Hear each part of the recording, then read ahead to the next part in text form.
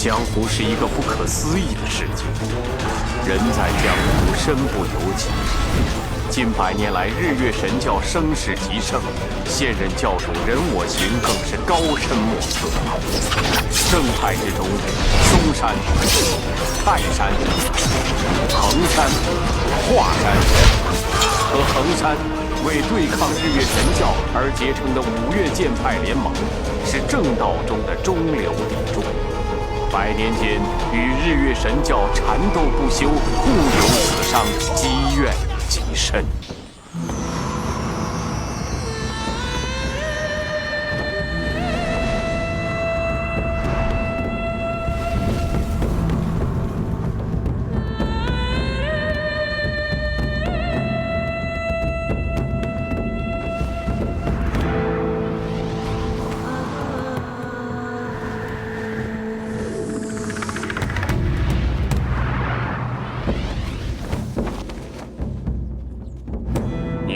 神教的人是又怎么样？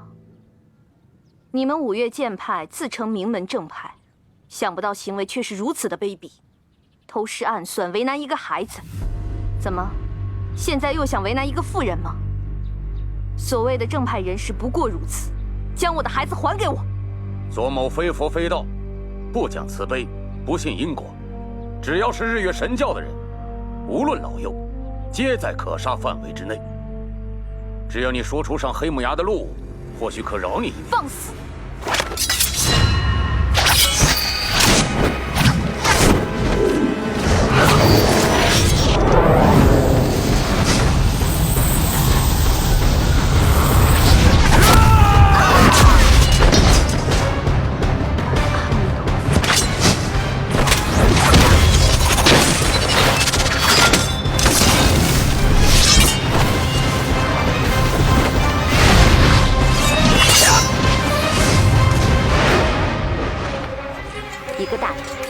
竟然为难一群女子，真是……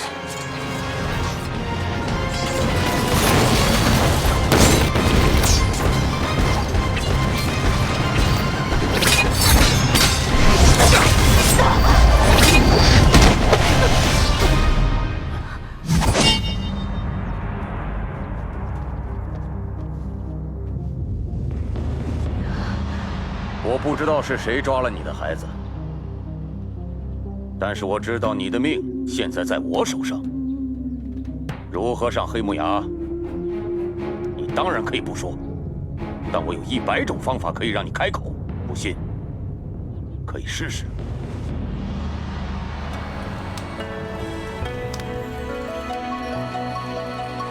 当众生踏上这条路，眼前是一片迷雾，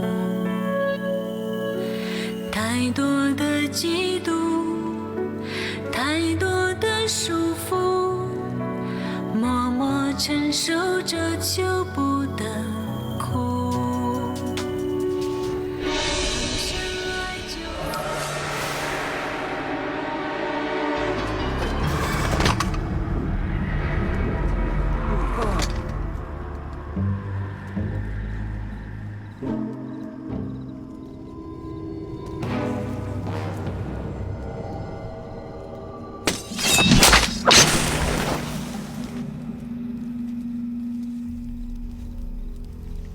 你是谁？怎么会有我们日月神教的大悲清风伞？你别误会，我绝对不是你们魔教中人。这瓶迷药不过是我的战利品。你刚才唱的是什么歌儿？很好听。是我们日月神教前辈仙人所作的曲，我从小就熟唱。你信不信？要不了多久，你们这些道貌岸然的小人都会死在这里。你走吧。你要放了我？我也是一个当娘的人，很能明白你的感受。快走吧，这种迷药对五岳派的高手效果不是很大，再不走就来不及了。你们真的没有掳走我的孩子？我们在崖下找不到路，怎么可能上崖打你孩子的主意？若真能上得了黑木崖，又怎会仅仅是掳走你孩子那么简单？你想一想就该明白。多谢了。还有，如果下次在魔教遇到你，你不必容情，我也不会手软。东方贤弟，我们上当了，莹莹也是被……为什么？你真蠢！黑木崖戒备森严，莹莹又怎么会那么容易被人掳走？我实话跟你说了吧，人我行跟五岳剑派这一战，我已经精心策划了好些时日，我又怎能容他缩头不出？夫人，对不起了。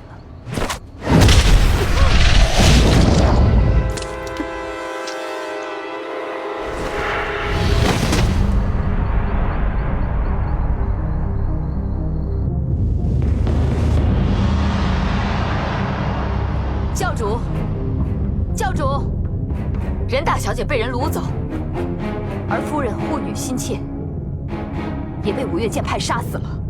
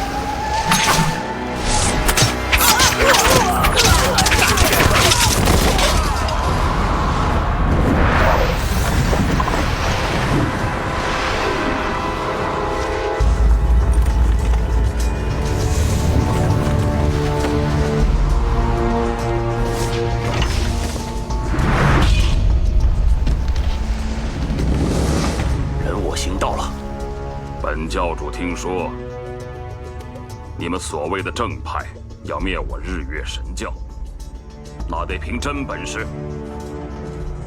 可是你们杀女人、掳孩子，又何为正派？你别胡说，我们根本没有掳走什么孩子，也没有杀那个女人。太晚了，本教主今天就要领教一下你们五岳剑派的高招。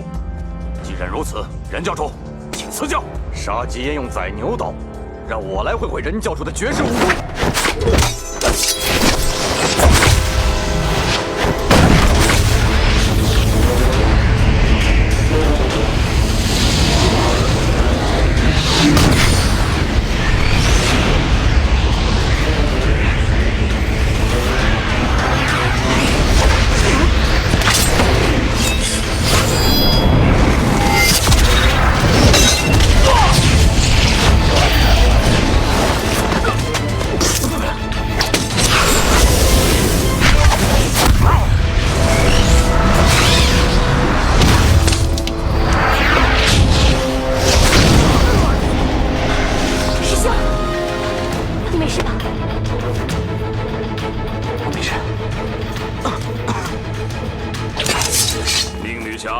师太，本教主杀人无数，但从未对妇孺动手。等我领教完左掌门的武功之后，再由我的女徒弟与三位过招。你们又何必急在这一时？左掌门，请。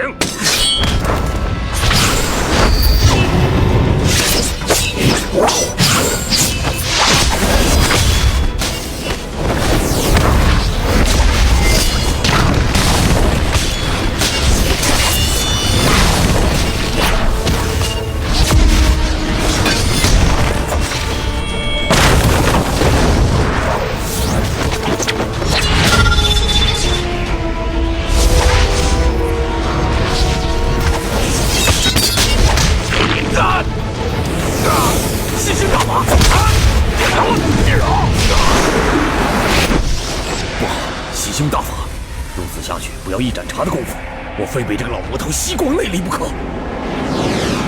竟敢跟我拼内力！哼！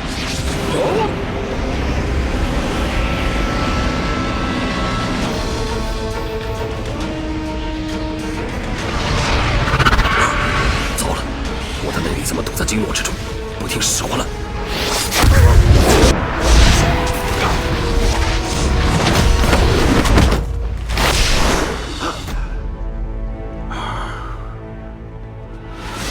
左掌门的内功果然是非同凡响，在下佩服，佩服。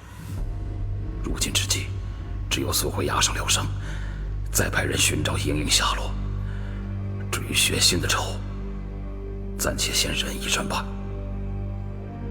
今天我日月神教占尽天时地利人和，如果将你们一举歼灭，将来传扬出去，江湖上还以为是我们欺负了你们。再给你们一次机会，放你们回去，了一了平生未了的心愿。1个月之后，我将亲率3万教众回到中原，过一个山峰，灭你们一派，来祭奠我的妻子。如果到那个时候你们5岳剑派还有1个人活着，算我杏仁的无能。回。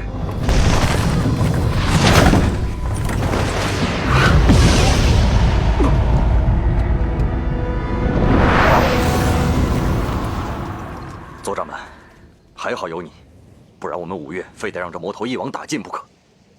刚才那个魔头的武功我们已经看过了，此刻想要铲除魔教，几乎是不可能的事情。所以我建议大家紧紧地团结在一起，再建新一届5岳联盟，如此才能抵御1个月后魔教的进攻，跟着魔头一较生死。大家觉得呢？这个主意不错。5岳同心，其利断金。只要我们5岳剑派团结一心，早晚会把魔教消灭干净。不过，这5岳盟主之位嘛，我们几人当中，以左掌门的武功最高，这盟主自然非左掌门莫属。这太抬举了吧？左某愧不敢当啊。天门师兄，那我们5岳派齐聚泰山玉皇邸的10年一次比剑夺盟呢？哎，岳先生，还比什么剑呢？刚刚只有左掌门能够人我行打成平手。再说了，上一届5岳剑派的盟主就是左掌门的师傅，这次就算是再比剑，无非也还是左掌门得胜。再说，魔教扬言1个月后要与我5派决战，大势临头，侍妾从权，左掌门就不要再推辞了。而且这又不是什么好位子，肩上的责任很重。左掌门该不会是不想负责任吧？啊，岳先生，你说是不是？天门师兄所言极是，左师兄就顺应天命吧。定一也认为，左掌门是我5岳剑派当中武功之谋最顶级的人才，我衡山一派绝无异议。阿弥陀佛。承蒙各位不嫌弃，我左某也就不推辞了。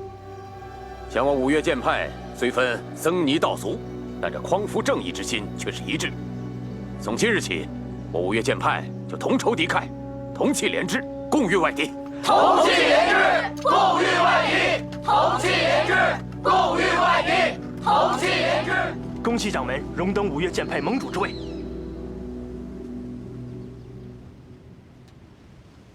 他们推选我做盟主，不过是觉得我可以跟人我行一较长短，权宜之计，何喜之有啊？可是今天您跟人我行势均力敌，我们所有人都有目共睹啊！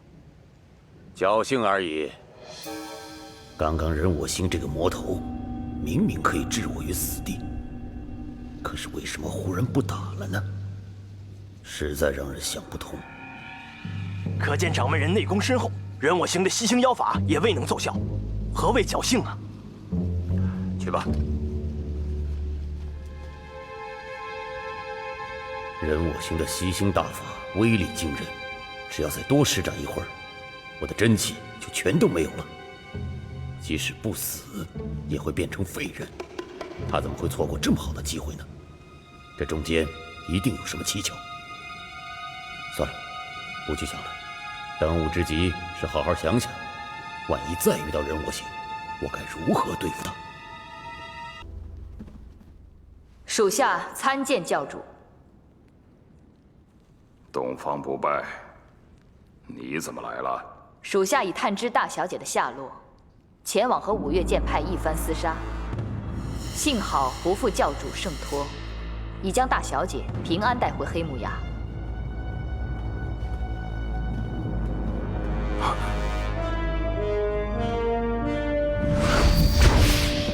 莹莹，我弟怎么了？属下救得大小姐的时候已是如此，属下已给她输了几次内力，却仍然无效。真是废物！莹莹，不要怕，爹在这儿。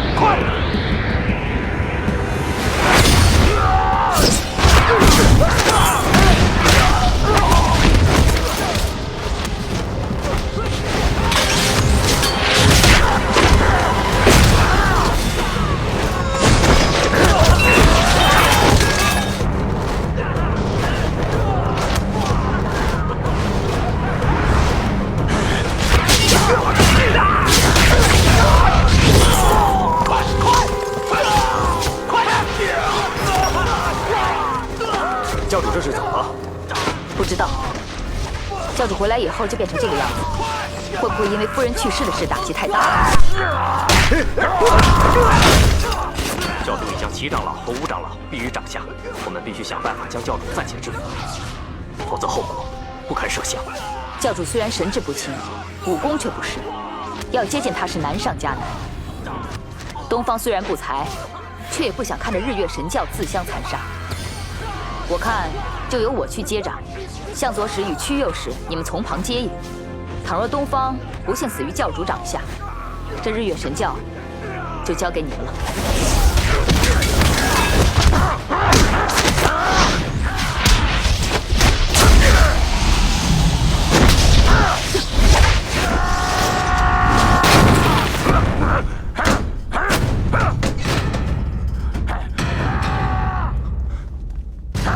教主，教主。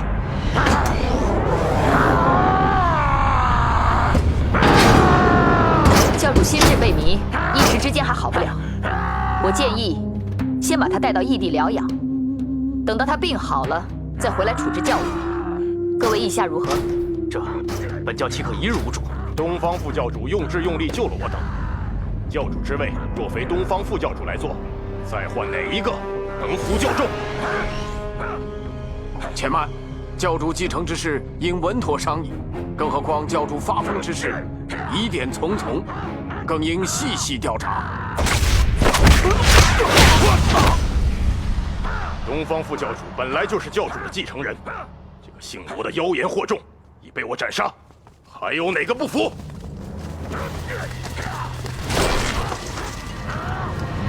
日月神教战无不胜，东方教主文成武德，千秋万载，一统江湖。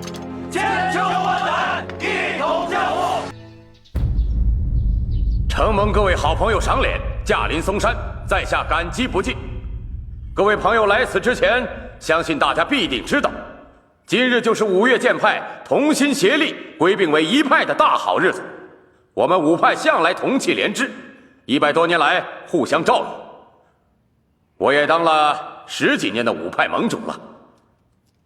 只是近年江湖中出现了不少大事，我和各派的前辈们都已经聊过了，大家一致觉得，如果不统一号令，合而为一的话，将来遇到大难，空难应变呐。左盟主说和五大剑派的前辈师兄们商量过，不知道和谁商量过，我莫大反正是没听说。五岳剑派一定要合而为一。刚才说，江湖中近来出现了不少大事，其中一件，就是我五岳剑派竟然自相残杀，完全不顾同盟义气。莫大先生，我嵩山派弟子大松阳守费师弟，有人亲眼所见，在南岳衡山城外惨遭毒手，是你所为吧？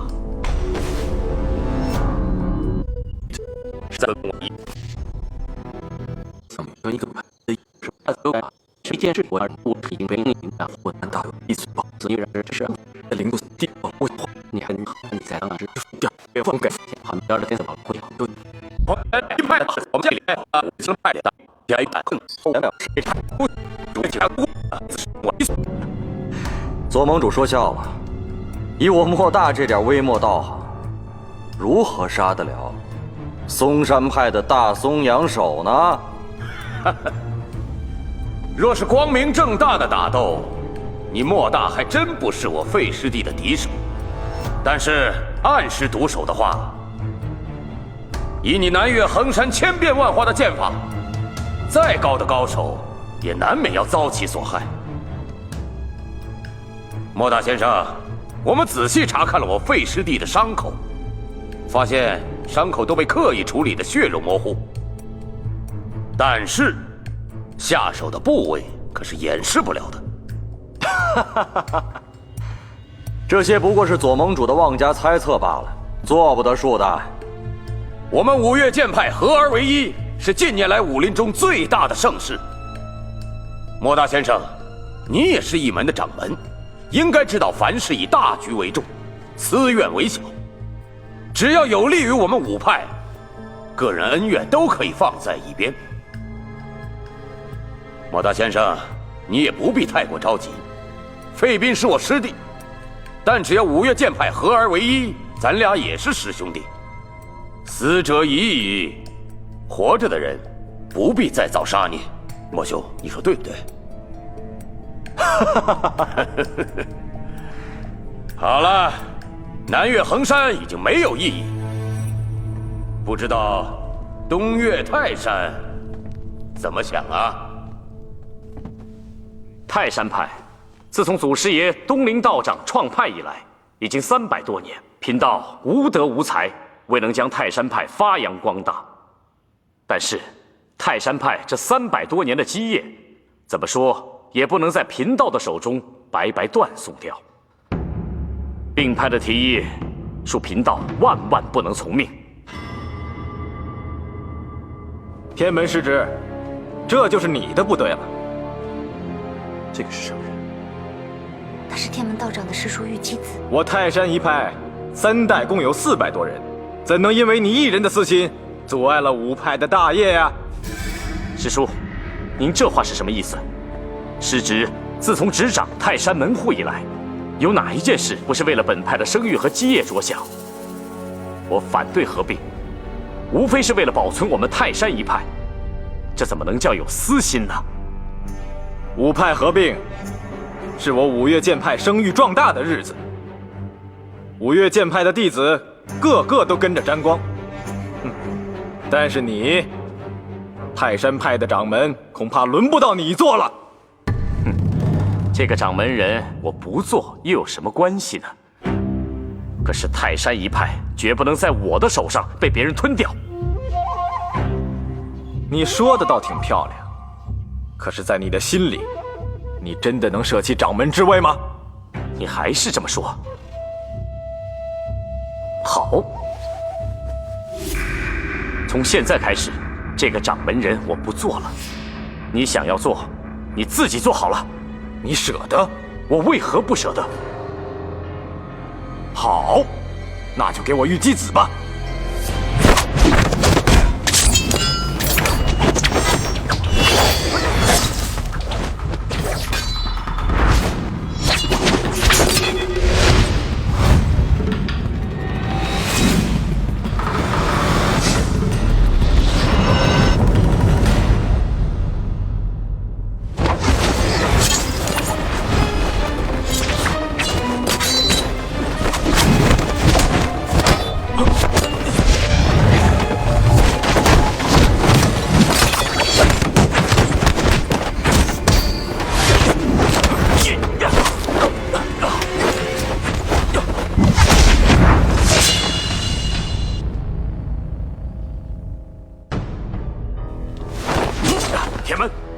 下犯上，难道忘了本门的戒律了吗？你也亲眼看到，刚才玉姬师叔所做的一切了。不错，我的确是亲眼看到，你将掌门之位传给了玉姬师兄，推位让贤是件好事。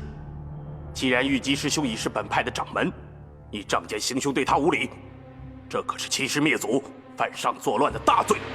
是，刚才是我一时之气，可本派掌门之位怎么能够草草传授呢？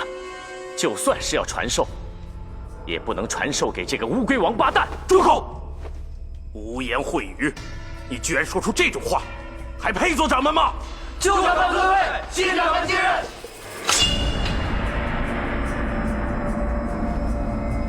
这就是东陵祖师爷留下的神兵。他的遗言说：“剑此铁剑，如见东陵。”我们是不是应该遵从他的遗愿？掌门说的对，掌门说的对。逆出天门，犯上作乱，不守门规，应该将他擒拿发落。来人！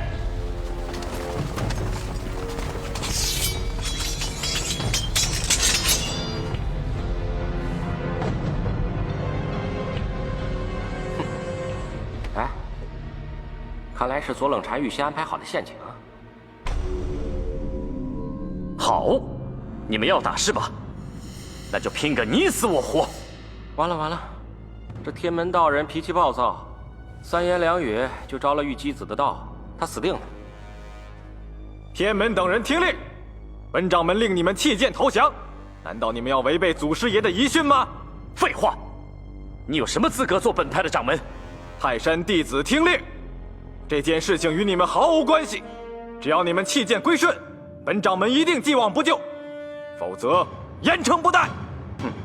如果你敢在祖师爷的剑前立下重誓，发誓不会将祖师爷辛苦所创的泰山派淹没，我们拥护你做掌门人也没有问题。可是如果你将泰山派出卖给嵩山派，那你就是我们泰山派的千古罪人，就算你死了，也没有脸面去见祖师爷。天门失职，这五岳剑派就是连嵩山也一样要除名。五岳派的五岳也包括泰山派在内，这有何不妥？你们这群叛徒，一定是受了左冷禅的收买。你们大家听着，要杀我可以，要我归降嵩山派，就是万万不能。你不听本掌门铁剑的号令，小心死无葬身之地。各位忠于泰山派的兄弟听着，今日我们要死战到底，血溅嵩山，死战到底，绝不投降。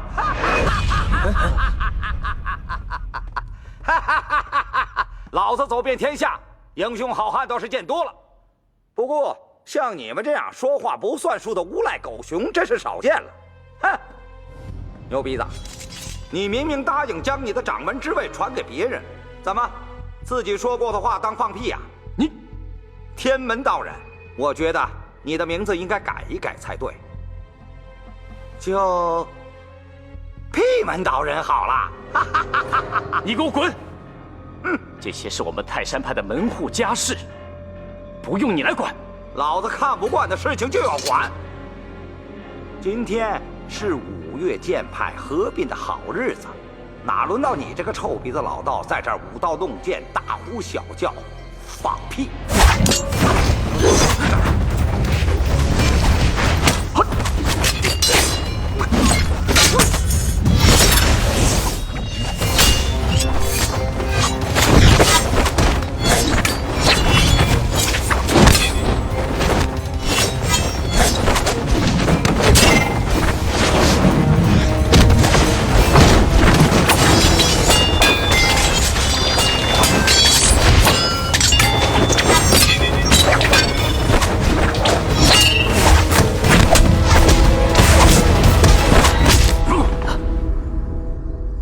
阁下突然偷袭，并非英雄之辈，敢问阁下尊姓大名？哪个弟子再敢多说话，我就打你的师傅！你这狗贼，要杀便杀，不要侮辱我！你这个臭牛鼻子，这点侮辱都受不了了，还当什么掌门呢？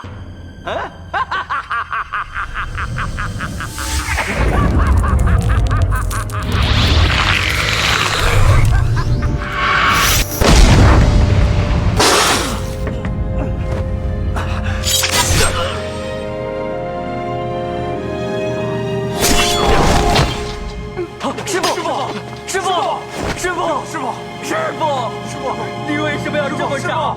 要挣断自己的经脉来冲开穴道？士可杀，不可辱。师父，师父。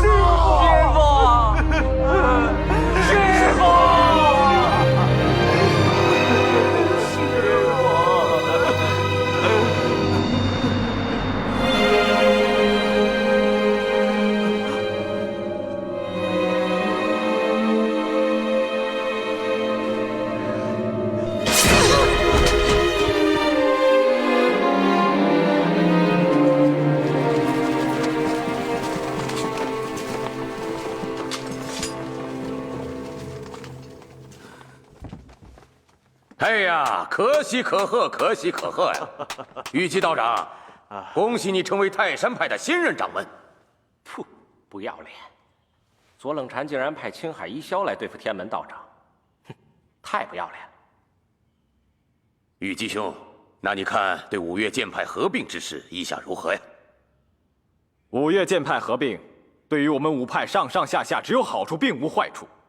只有那些私心太重、贪图名利、不顾大义的人才会反对。左盟主，在下执掌泰山门户，对于五派合并之事全心全意赞同。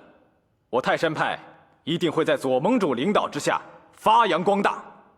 如果五派之中有谁反对，我泰山派绝不放过。泰山派全体赞成合并，如果有人妄持异议，我们誓不罢休。誓不罢休！誓不罢休！他们怎么说的这么轻？他们早就练熟了，要不然怎么每个字都会说的一模一样？好了，五派之中，东岳泰山，南岳衡山，两派已经同意并派，看来还真是大势所趋呀。那既然并派，百利无一害，我嵩山派自然是紧随其后，共襄盛举。五派之中已经有3派同意了并派，不知北岳衡山意下如何？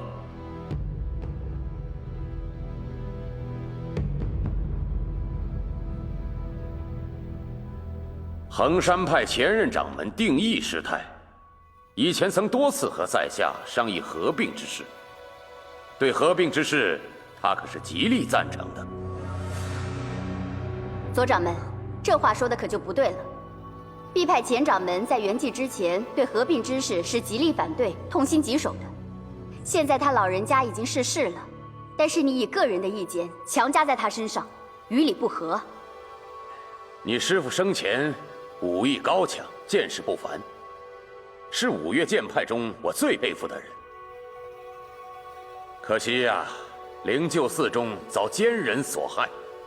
倘若他老人家依然健在，这五岳掌门非他莫属。可惜这位佛门女侠大功未成身先死，实在是可惜呀。左掌门，喂，左掌门此言差矣。定义师太曾经亲自跟我说过，五岳剑派之中，他最想推举做掌门的就是左盟主你呀。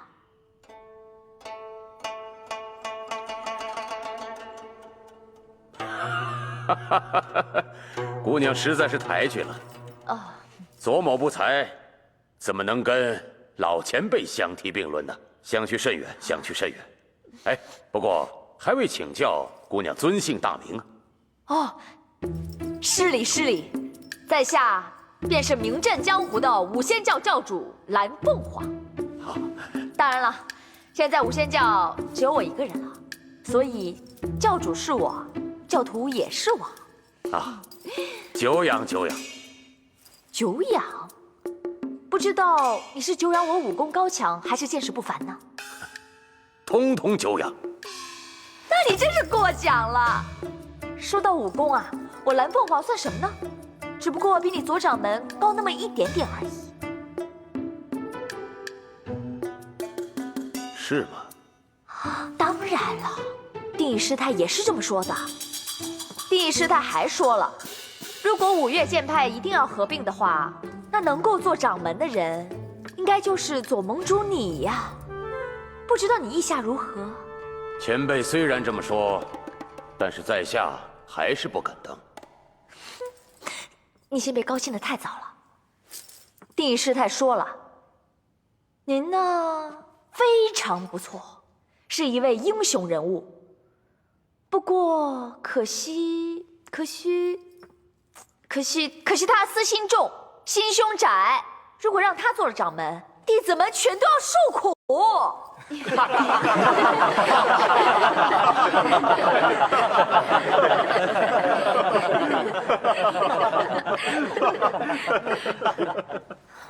定义师太还说了，他说现在江湖上出了一位美女英雄，不但武功高强，而且见识不凡，足够当五岳剑派的掌门有余啊！不知是哪位啊？当然是我啦。定义师太说了，我呢比起灵鹫寺的方正大师，武功和见识都有所不及，但是在五岳剑派当中，我最厉害了，没人能及。只有我当了掌门，才能够光大门楣。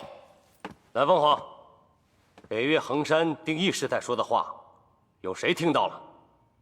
丑八怪，你有所不知，当日衡山在场的几十名女弟子全都听到了。一玉师姐，是不是啊？是啊，左掌门，你说我们师父赞成五派合并这些话，又有谁亲耳听到了？衡山派的各位师妹们，刚才左掌门说的话，你们有听师尊提起过吗？没有听过。我想是左掌门自己捏造出来的吧。和左掌门相比，我想两位老人家还是推崇蓝凤凰多吧。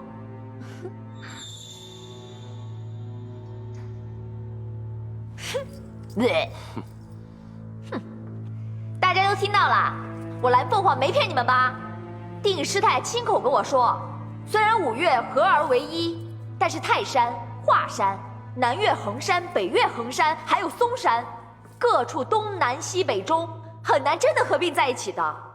所以呢，特地请我分驻五山，每年呢在这儿住2个月，在那儿住2个月，然后再去你那儿住2个月。逍遥自在啊！岂有此理！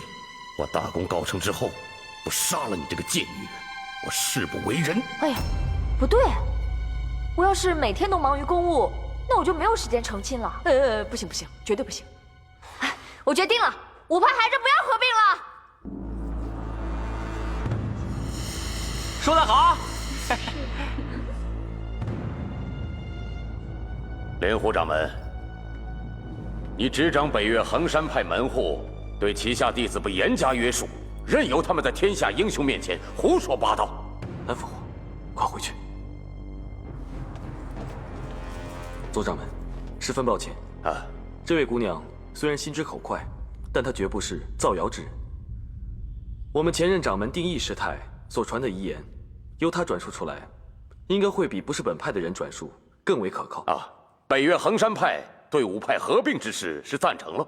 我们衡山派并不是不赞成五派合并，只是华山派的岳掌门是在下的昔日恩师。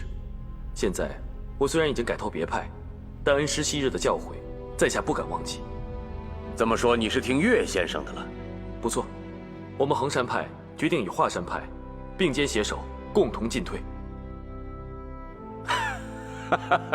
岳先生，哎呀，岳大掌门，衡山派的灵狐掌门以你马首是瞻，那不知岳大掌门对合并之事怎么看呢？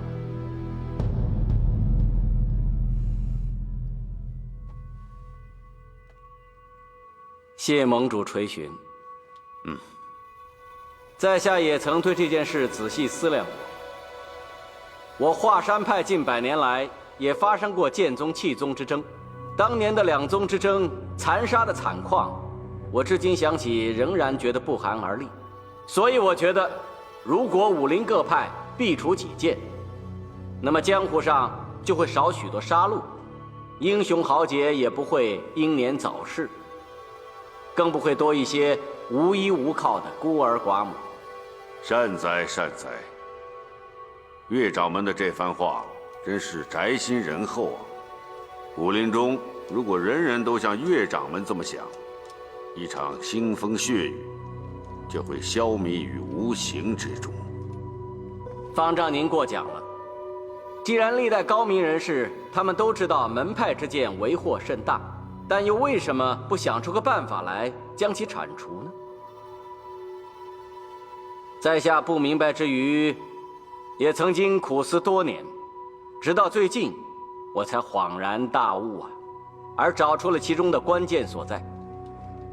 这件事也关系着武林同道的生死祸福，我现在愿意把它说出来，还希望大家指教。岳先生，您请说。岳某就发现其中最大的一个原因，就是在一个吉字和一个贱字的分别。历来有心之士往往因为操之过急，他们很想把门户派别之戒将其铲除，但却没有想到因此积重难返。各位想一想，各个门派，大者数十，小者过百过千，哪个门派没有数十年、数百年甚至千年的历史啊？如果想把他们一举铲除，简直是难如登天呐！那听岳掌门的意思，要消除宗派门户之别是绝不可能的了。哼，也不是不可能。岳某已经说过了，事是有缓和急之分的。只要各门各派愿意同心协力，各抒己见的话，那在下相信，不出50年或者100年，那必定可能达到天下大同的目的。50年、100年，我们这所有的英雄好汉全成了白骨。就算我们有生之年看不见，又有什么好可惜的呢？正所谓前人种树，后人乘凉，我们何乐而不为呢？更何况50年到100年，那是期于大成。只要我们努力花上个10年、8年的时间，倒也可以略有小成。10年、8年可以等得到，那怎么进行呢？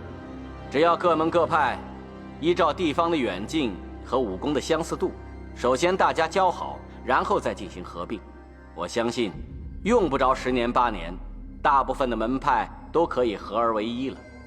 而我们五岳派的合并，正好可以作为他们的一个典范，更可以成为武林千古以来最大的盛举。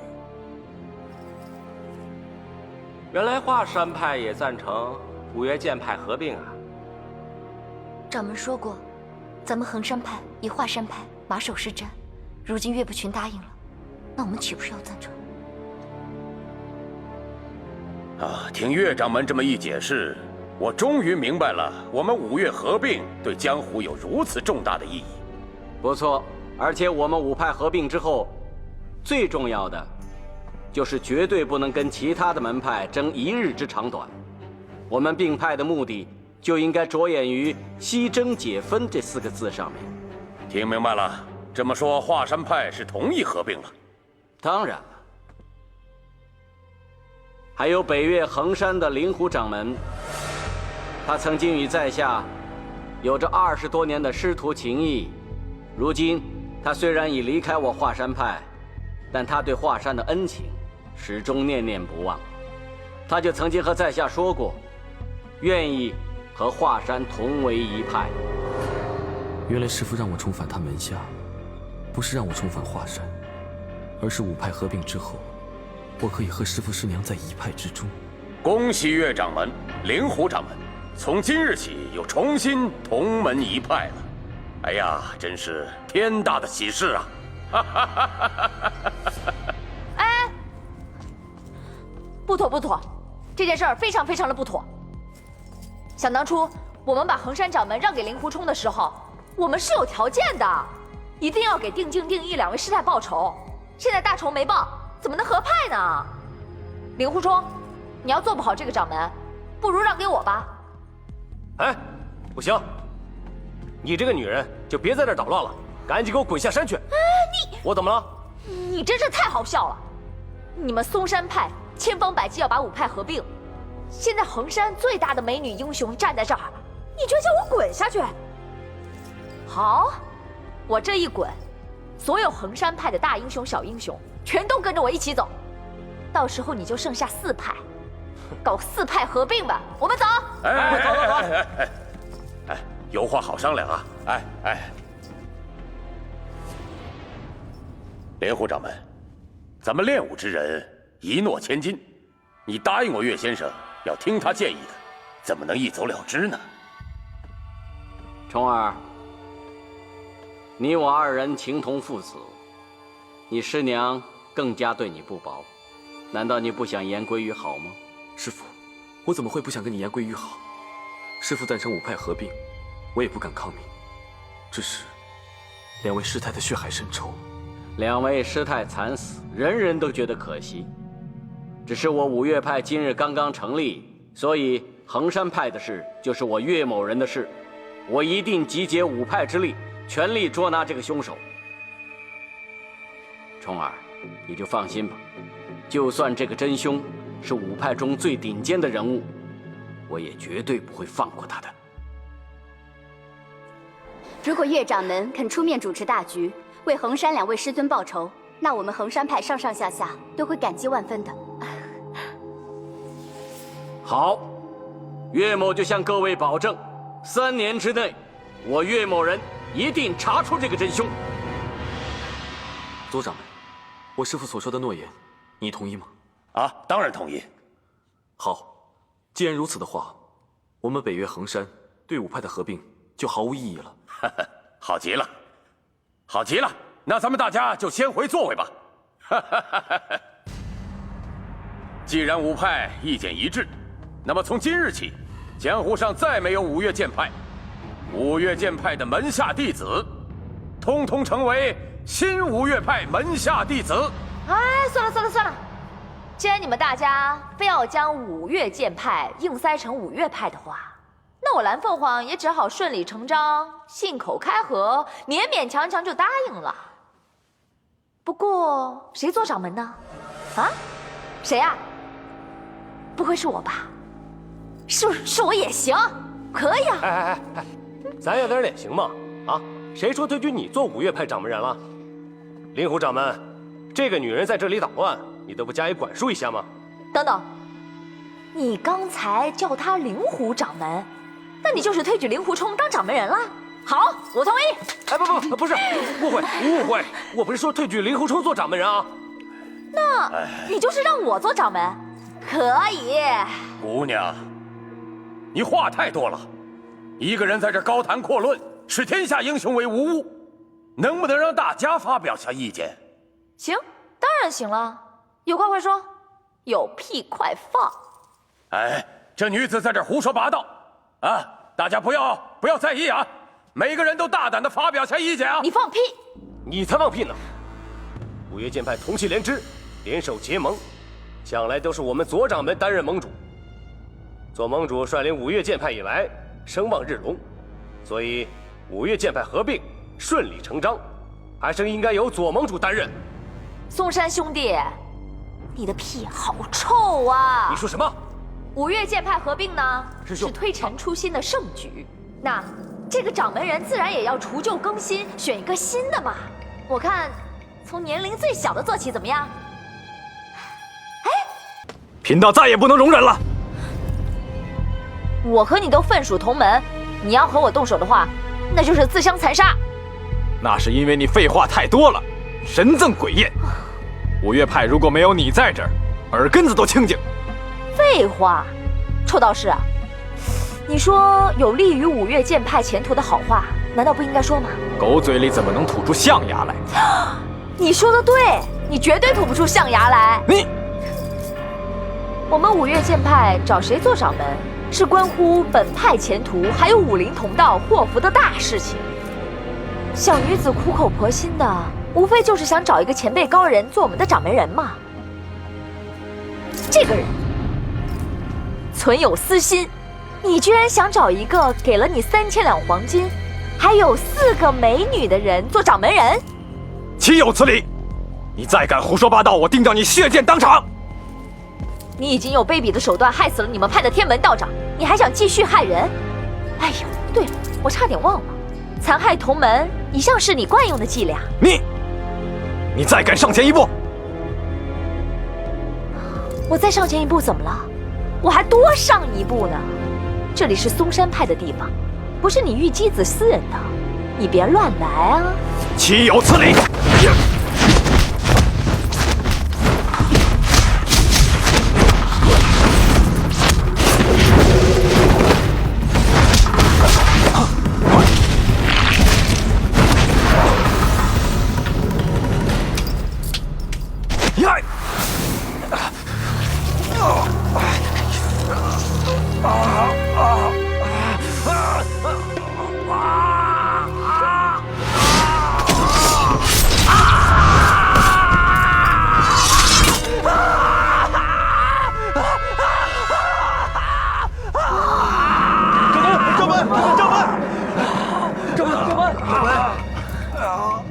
冷禅，你送黄金美女给玉姬子，无非是想让她推举你做掌门，你现在又把她双手给砍断了，你想杀人灭口！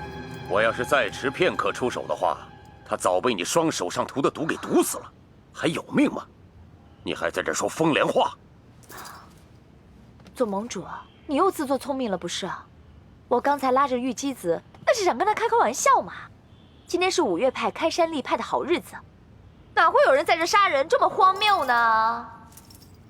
反倒是你出剑这么鲁莽，你脑子简直是糊涂啊！你看，你把人家玉姬子双手都给砍断了，你害得她现在两袖清风，两手空空的，你叫她以后怎么做人啊？啊？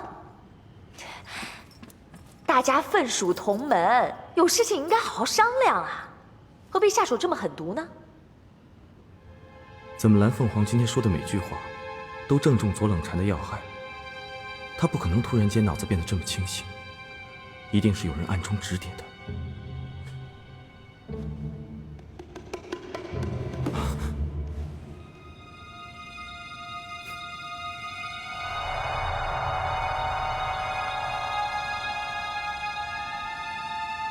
左冷禅啊，左冷禅啊，你这个人不仁不义，不智不勇，不三不四，你凭什么做掌门？不过不要紧，大家不用担心。师兄，他自古英雄出少年，我现在呢就推举一位剑术无双的少年英雄做掌门。你们要是有谁不服，可以跟他比比剑术。灵狐少侠。他现在是衡山派的掌门人，他和华山的岳先生呢，以前是师徒关系，他和南岳衡山的莫大先生呢，又是好朋友。哎，那至于泰山那帮道士呢，相信多半也不是蠢材吧，自然是拥护的多，反对的少。那现在五派之中已经有3派都赞成了，五岳剑派应该人人都用剑吧？那自然是谁的剑术高，就应该谁做掌门。我说的没错吧？左冷禅，你要是不服的话，可以跟令狐冲比比剑术，这就叫比剑夺帅。好啊！哎，来，比剑夺帅，比剑夺帅，比剑夺帅，比剑夺帅！明日左某准时在此恭候大驾，我倒要看看谁才能够技压群雄，夺取掌门。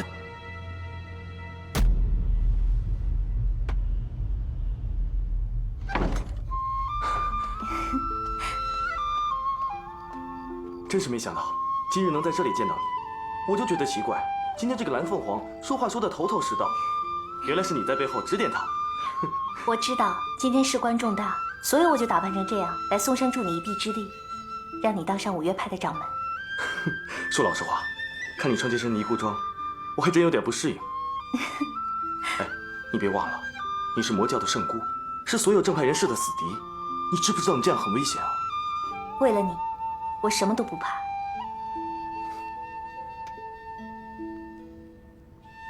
你知道吗？这些日子，我很想你。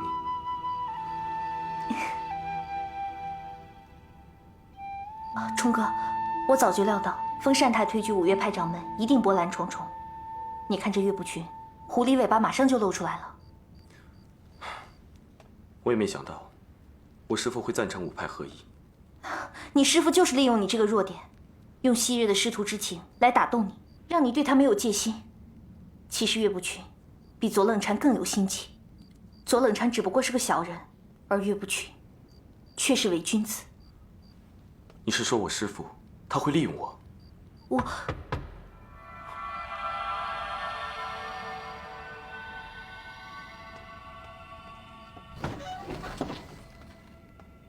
师父，师娘。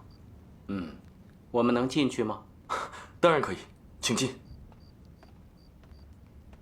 冲儿啊，我知道你可能对今日之事有些误会，所以我们来是想跟你解释一下。你可能认为我是想利用你登上五岳掌门之位，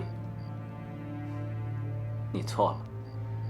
其实我有逼不得已的苦衷啊。是啊，冲儿，目前的情况你应该看得很清楚。莫大先生被左冷禅用废兵之死威胁着，而泰山派上下也被左冷禅给收买了，再加上嵩山派的势力，也就是说，五岳派合并已成定局。不错，在当时那种情况之下，我也只能将计就计。只要左冷禅不让他登上掌门之位，就可以把他多年来处心积虑的阴谋给粉碎掉。至于由谁来当这个掌门人，都不要紧。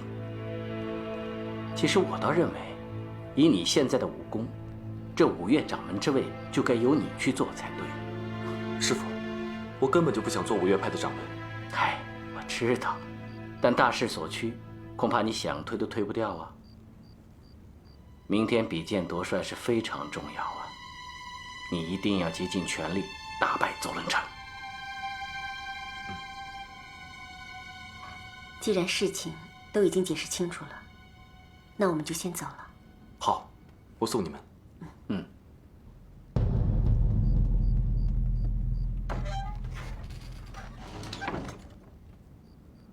你相信他说的话吗？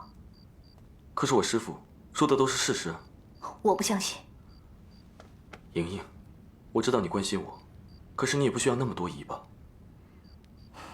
那好吧，那你要答应我，明天全力以赴，坐上五岳派掌门。放心吧，我会的。各位，五派得以合并，有赖各位的鼎力支持。而掌门这一席位，大家也同意比武决定。不过，刀剑无眼，若是伤人性命，那就大伤同门义气。所以，该用什么样的规则，用什么样的方法进行，还望各位各抒己见。依在下愚见，不如就请灵鹫寺的方正大师、方生大师和青城余观主作为今日的见证，谁胜谁败，就由他们三个来做决定了。善哉善哉，只分高下，不决生死，那最好了。为了公平起见，每派只派1名代表，要不然不知要打到什么时候。左冷禅，那个什么玉姬子已经被那个不左不右的掌门人弄得变成残废可怜虫了，怎么比武啊？哎呦，什么？我忘了，还有双脚啊，可以用飞脚踢人。你这个幼女，好，害我师兄变成了残废，还敢说风凉话！有种就出来跟本道长来个单打独斗！他骂你妖女啊！别废话。那泰山是不是派你做代表啊？不错，本道长还要让你见识见识什么叫泰山派的精妙剑法。我呸！就你残害同门，人品都如此低下，只怕你的剑法也是低下的。我什么？你打他呀！我觉得这位姑娘说的也有道理。泰山派武功的精髓，想必阁下知道的并不多，不如别在这浪费大家时间，光说不练了。阁下真是大言不惭，一定是对 B 派的武功了如指掌了。泰山派的武功博大精深，我想不会是你这种残害同门的卑鄙小人所能领会得到的。秉之，不得无礼。岳掌门，这就是你教出来的好徒弟、好女婿，竟然连泰山派的武学都不放在眼里，在此胡乱批评。道长，你怎么知道他是在胡乱批评呢？那好，我就用泰山派的功夫来会会你的高招。哼，贵派的武学，玉庆子一向十分佩服，但是想不到，这华山派的人，居然会用泰山派的剑法，啊！这我可是第一次听说。我爹要做五岳派的掌门人，自然要对每一派的武功都了如指掌，否则，就算是技压群雄，也不能算是真正的五岳派掌门呢。岳不群也想做五岳派掌门，那还用说啊？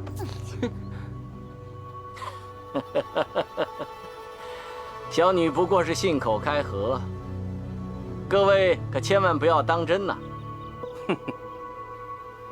原来岳掌门已经精通了五岳派所有剑法，这可是五岳派创派之大事。今天，我倒要向姑娘请教一下泰山派的剑法。好。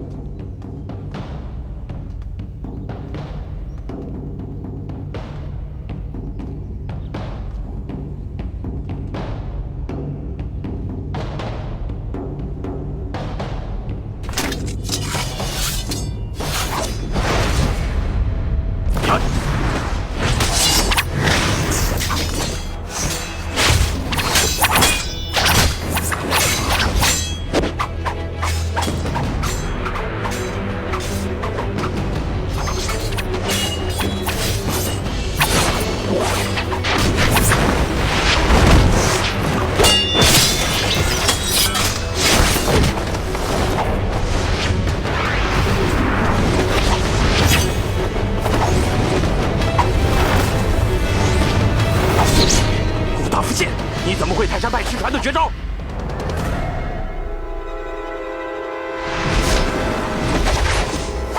还有很多招数你没见过呢。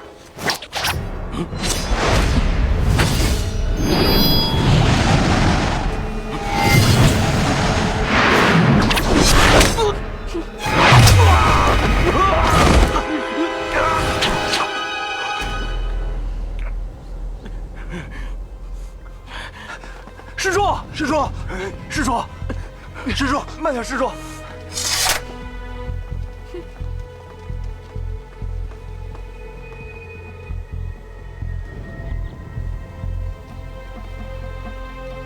月姑娘使用的的确是泰山剑法，玉庆子道长，你输了。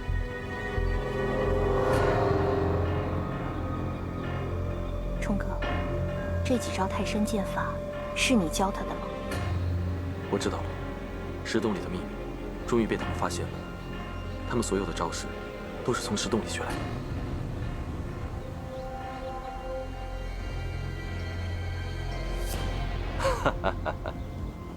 岳先生，您精通五岳剑派各派剑法，实在是武林中前所未有啊！莫大先生过奖，岳某真是愧不敢当。岳先生，莫大潜心研修本门剑法多年，有很多不明白之处，还望岳先生不吝赐教。莫师伯，侄女胡乱学了几招南岳衡山派的剑法，想请教莫师伯，还望师伯手下多留情啊。好，好，自古英雄出少年啊。要是侄女打不过师伯，再由我爹爹下场，可好？好，请。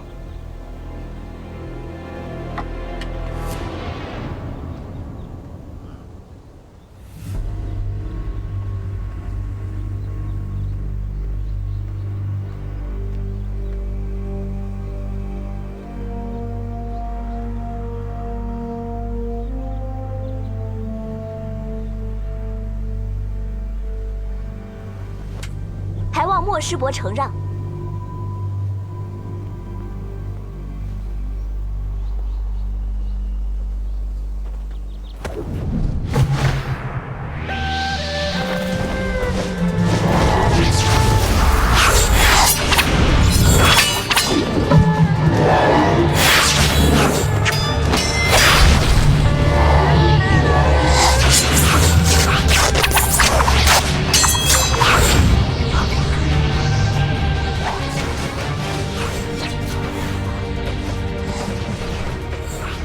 要不是莫大先生手下留情，这月姑娘早就送命了。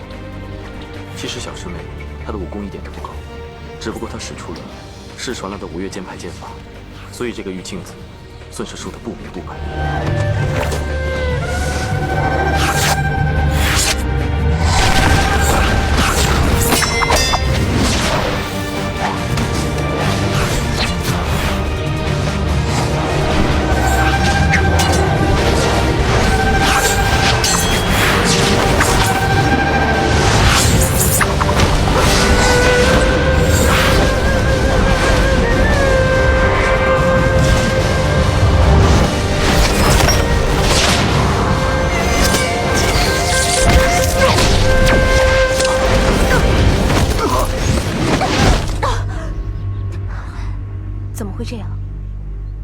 这一招就是当年那10洞之中，魔教长老破衡山派的剑法之一，只不过他们当时用的是铜锤，小师妹用原石来代替。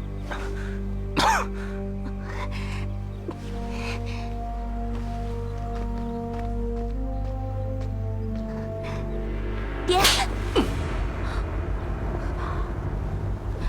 爹，人家莫师伯分明是让着你，你居然敢将莫师伯打伤！莫师兄，小女不知轻重，将您打伤，还请莫师兄多多见谅。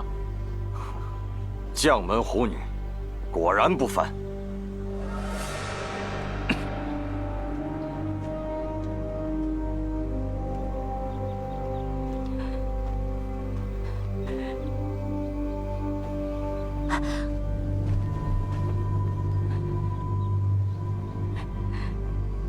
月姑娘，我来领教你的衡山派剑法。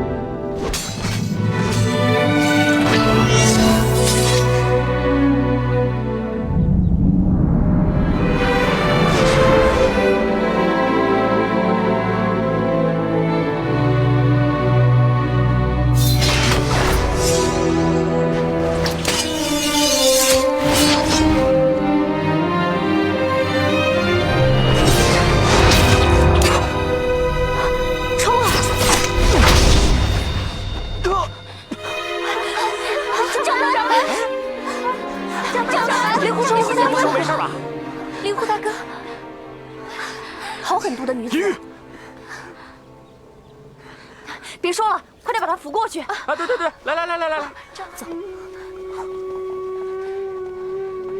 来，坐这。拿止血药。好。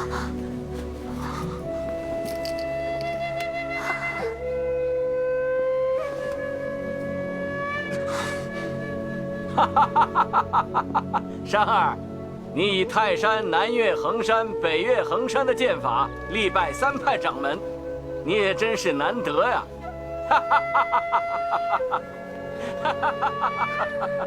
不知他性命如何，只要他能不死，我便。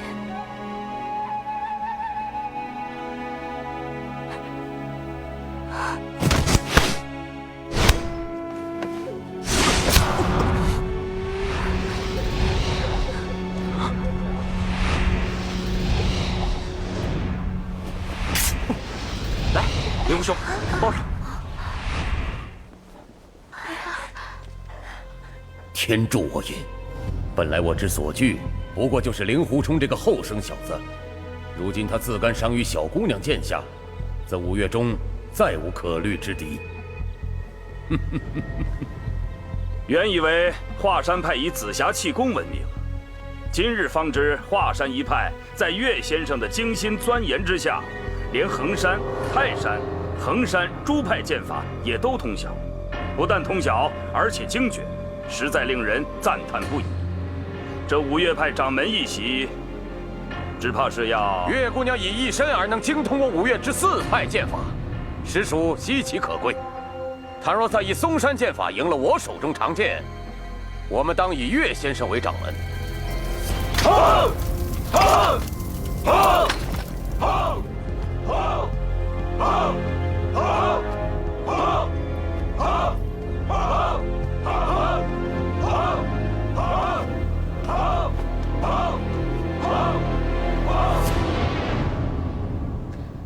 左师伯，我只出13招，13剑之内，倘若胜不得左师伯，那倘若你13招胜不了怎么办？侄女哪能是师伯的对手？只是我从爹爹那里只学了13招嵩山派的剑法，所以就想在左师伯面前印证印证。爹说这13招剑法博大精深，但是已经失传许久，想必左师伯也未曾见过，所以侄女就想将这13招在左师伯面前使一遍，也不知道能否如愿。哼，别说是13招，我要是让你使上3招，姓左的已然面目无光。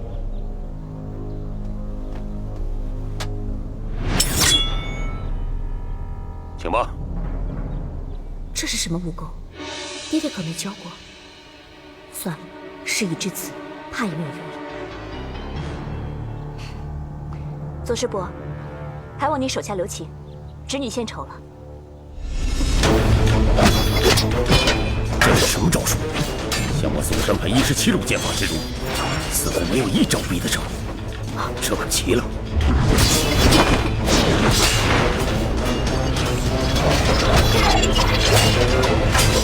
这些嵩山剑法如此奇妙，过了此刻，日后只怕再也没机缘见到。要伤了他很容易，可是这些剑法却再从何处得见？但我如容他继续使下去，又显得左某人奈何不了华山门下一个年轻女子，与我脸面何存？左师兄，已经第13招了。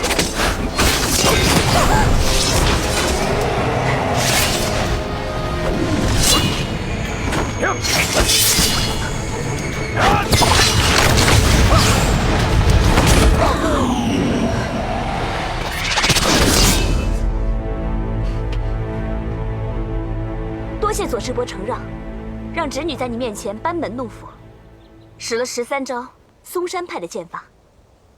13招，不容易，很好。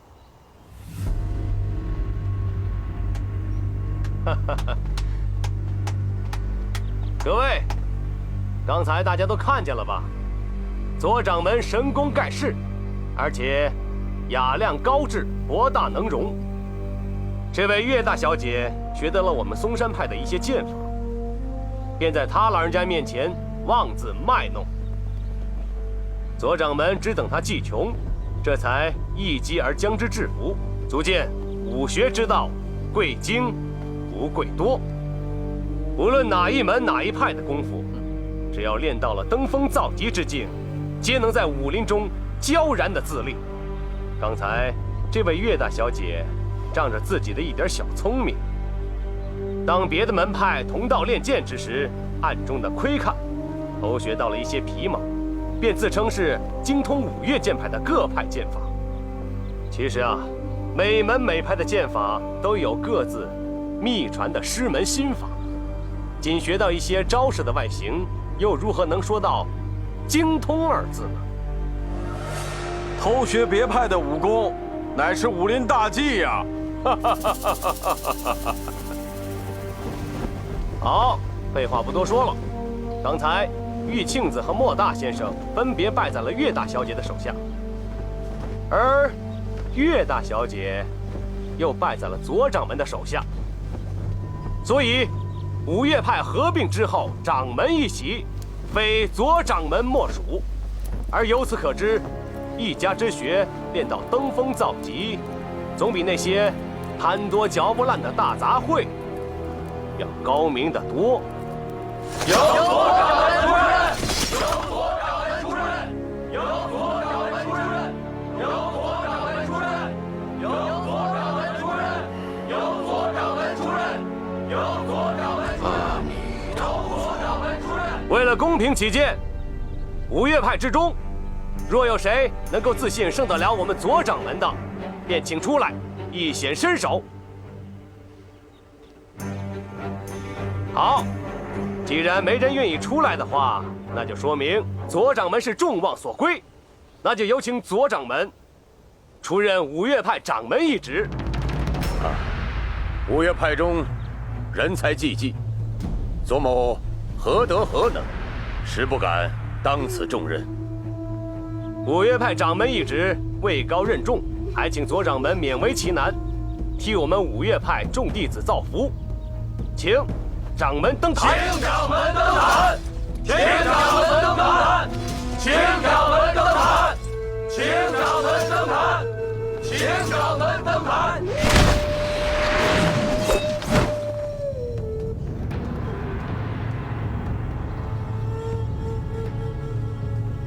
继承各位推爱，左某若再不答应担此重任，倒显得过于保身自爱，不肯为武林同道出力了。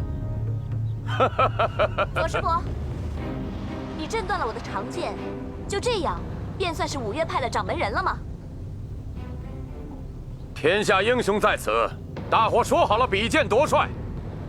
若岳小姐能震断我左某长剑，大伙奉岳小姐为五岳掌门。要胜左师伯，侄女自然无此能耐。不过，在五岳派中，武功比左师伯高的人，未必没有。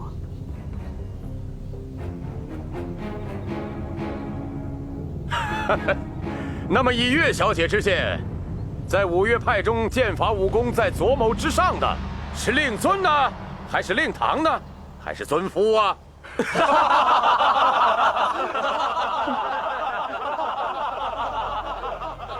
我夫婿是晚辈，他的武功跟左师伯相比，自然是要稍逊一等。而我娘，跟您相比起来，可以说是旗鼓相当。至于我爹，想来他的剑法跟左师伯相比，还要稍稍高明一点。岳先生，令爱对阁下的武功倒是推崇的很啊。小女口没遮拦，左师兄千万不要当真。岳某的武功比起方正大师、方生大师，还有其他五岳派的高手，可以说是望尘莫及啊。那比起来，在下是略胜一筹喽。不敢。其实嵩山派和华山派的武功，大家都各有所长，在下也一直很想跟左盟主讨教。只是今天的五岳派刚刚成立，连新的盟主都还没有选出来呢。如果岳某人在这个时候和左盟主切磋武艺的话，那么天下英雄就会认为我岳某人有心想夺掌门人这个位置，那岂不是让天下人耻笑了吗？岳兄，只要能胜得了我手中长剑，这五岳掌门之位就是岳兄你做了。不，武功高的未必品格也高，就算岳某的品格高过左师兄你，也未必高过在座其他的五岳派高手。岳兄江湖人称君子剑，君子二字人所共知，至于剑法嘛，却是耳闻者多。今天就请岳兄在此露一手，也好让我们大伙儿开开眼。岳掌门，满口仁义是没用的，拿点行动出来吧！上台比剑！上台比剑！上台比剑！上台比剑！上台比剑！上台比剑！上台比剑！上台比剑！上台比剑！上台比剑！后边拿出点招来！你岳不群不知如何学得了五岳剑派一些失传的绝招，本来可以攻我一个不备，但偏偏棋错一招，让女儿先耍了出来。我既有准备，你又奈我何？今日若不当着天下豪杰的面前，将你这伪君子打得从此抬不起头，我这五岳剑派掌门又如何能坐得安稳？上台比剑！上！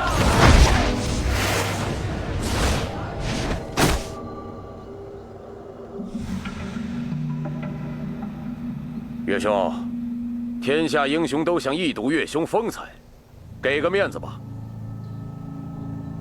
既然左师兄都这么说了，岳某只有恭敬不如从命了。今日你我已分属同门，大家切磋武艺，点到为止，如何？兄弟我自会小心，尽量不伤到岳兄就是了。刀剑无眼，刀剑无眼，刀剑无眼，刀剑无眼。刀剑无眼，难免有死有伤。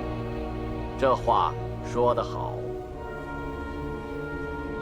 华山派的弟子都听着，我和左师伯只是比试武艺，绝无个人恩怨。如果左师伯失手杀了我，或是不小心将我打得重伤，那也只是在激斗之际不易拿捏分寸。大家千万不要对左师伯怀恨在心，甚至去嵩山派门下滋事，而坏了我五岳同门的义气。弟子遵命。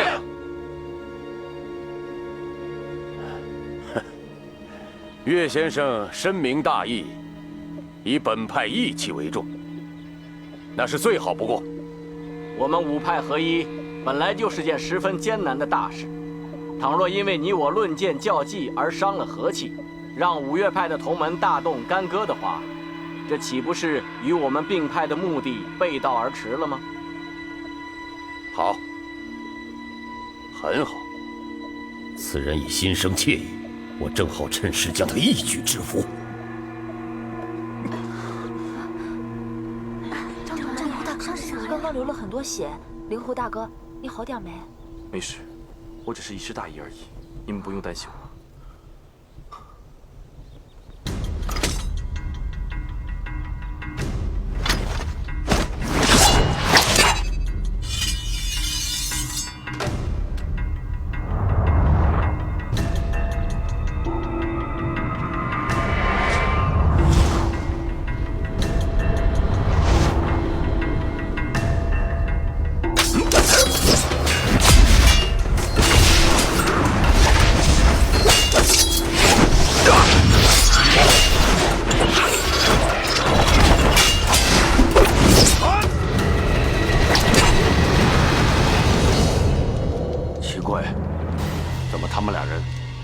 力气大增啊！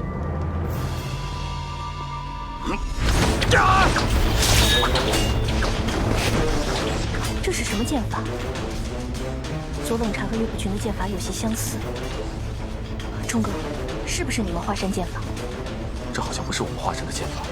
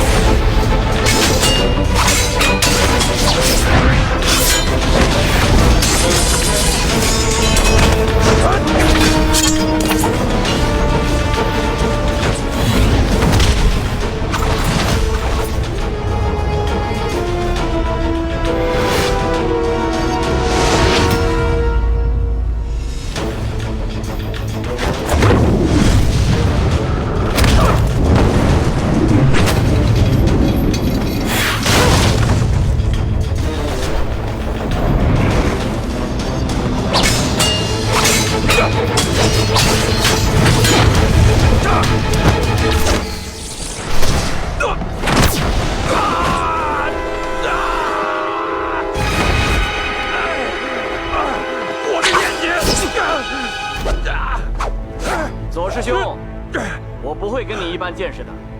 你现在已经残废了。刚才我就说过，刀剑无眼，所以左师兄可别怪我。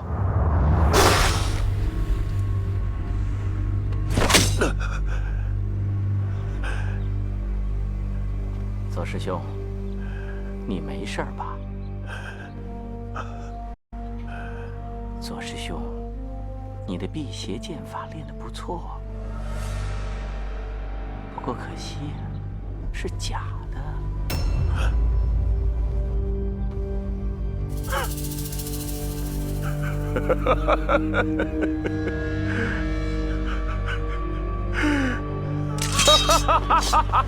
师兄，我们一起将华山派灭了吧！哎，大丈夫言而有信，既然说好是比剑夺帅，岳先生武功在我之上，我们就应该封岳先生为掌门。师兄，我们走。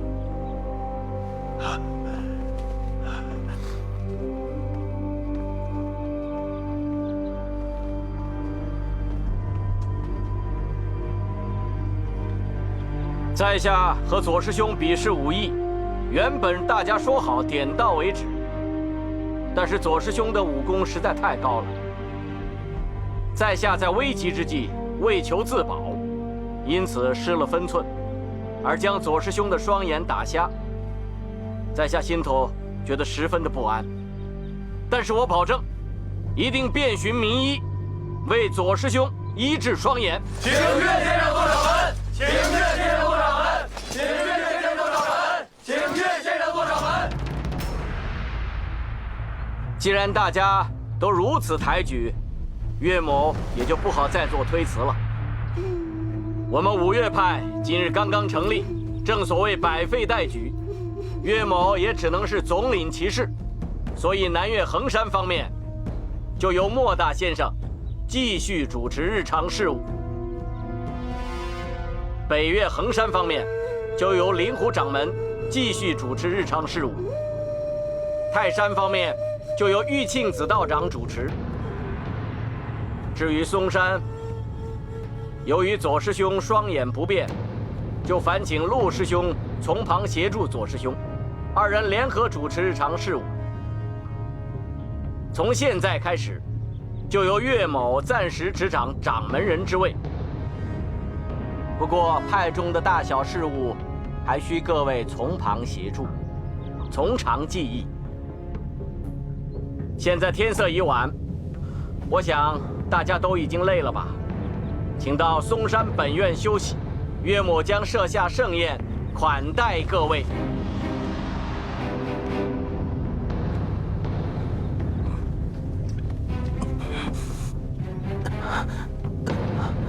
于沧海，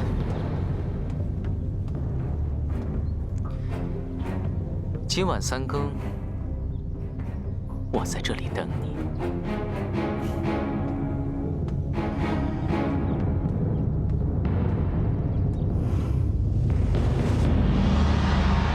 灵狐少侠，